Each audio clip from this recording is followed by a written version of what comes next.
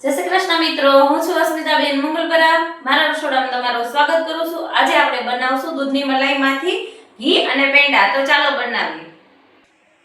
આપણે દૂધની મલાઈ લઈ લીધી છે. આ બાઉલમાં આપણે નાખી દઈશું.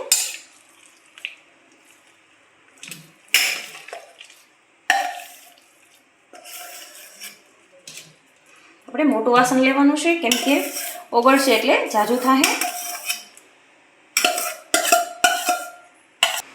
આપણે હવે દૂધની મલાઈને ગરમ થવા દઈશું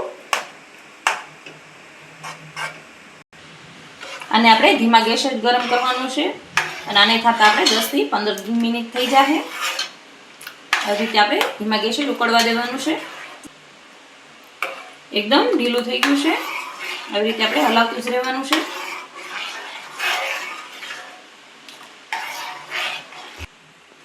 જોઈ શકો છો, એકદમ દૂધ જેવું આછું થઈ ગયું છે. આવી રીતે આપણે કન્ટિન્યુ હલાવતા જ રહેવાનું છે.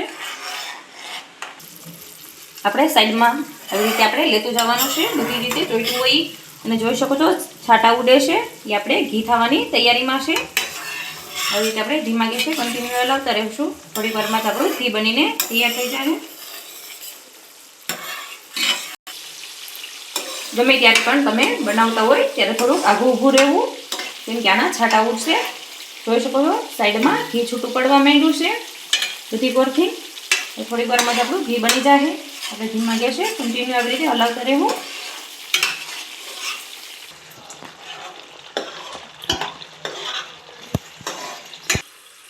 આપણે ઘી એકદમ ઉપર આવી ગયું છે. આવી રીતે જોઈ શકો છો એકદમ તેલ જેવું ઘી થઈ ગયું છે.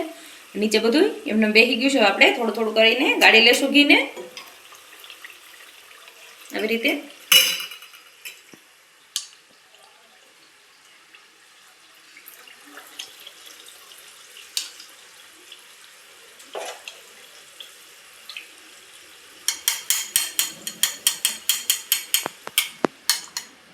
બીજું આપણે પાછું નાખી દઈશું એમાં.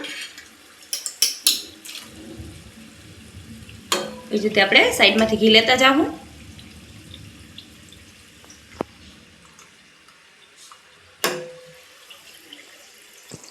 આવી રીતે આપણે ઘી ગાળી લેશું. આપણે 1 વાટકા જેટલું મોટા ઘી નીકળ્યું છે.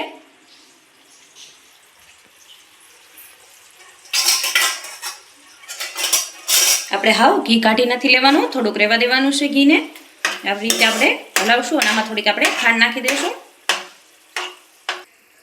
આપણે ઘી કાઢી લીધું છે અને માવા જેવું આપણે થઈ ગયું છે. આમાં થોડુંક આપણે ખાંડ નાખશું ગળપણ માટે. ધીમા ગેસે આપણે હલાવતા રહેવું. એકદમ બ્રાઉન થઈ જાય, પેંડા જેવો સ્વાદ આવી જાય ત્યાંથી આપણે હલાવતું રહેવાનું છે. અહીં સાઈડમાં વધુ ઘી છે એવું લાગે તમને તો થોડું તમે કાઢી લેજો, કેમ કે વધુ ઘી હશે તો પણ ખાવાની મજા નહીં આવે.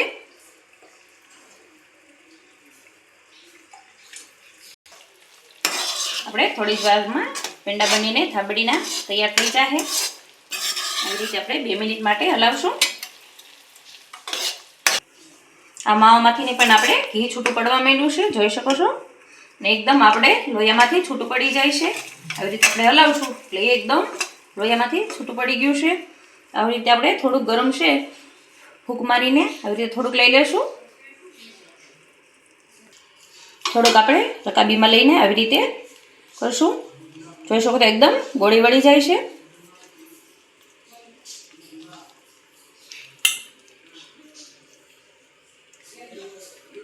આપણું પરફેક્ટ બનીને તૈયાર થઈ ગયું છે. આપણે ગેસ બંધ કરી દઈશું.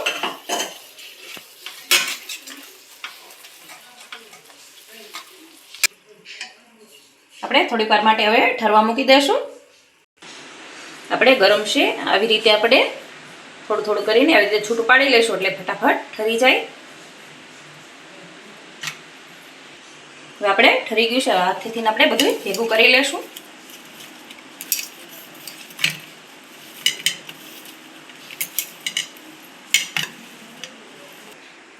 એક એક કરીને હવે આપણે પેંડાનું શેપ દઈ દઈશું. આવી રીતે જ આપણે બધા પેંડા વાળી લેશું. એકદમ અત્યારે તમને ઘી દેખાશે પણ ઠરી જશે એટલે ઘી બધુંય એમાં ચૂસાઈ જશે. આપણે ઘી પણ થઈ ગયું અને થાબડી પેંડા પણ થઈ ગયા. બાળકોને ખાવાની ખૂબ જ મજા પડે એવા. આવી રીતે તમે એકવાર જરૂરથી બનાવજો. જો મારો વિડીયો તમને ગમ્યો હોય તો વિડીયોને લાઇક, શેર અને સબસ્ક્રાઈબ જરૂરથી કરી દેજો.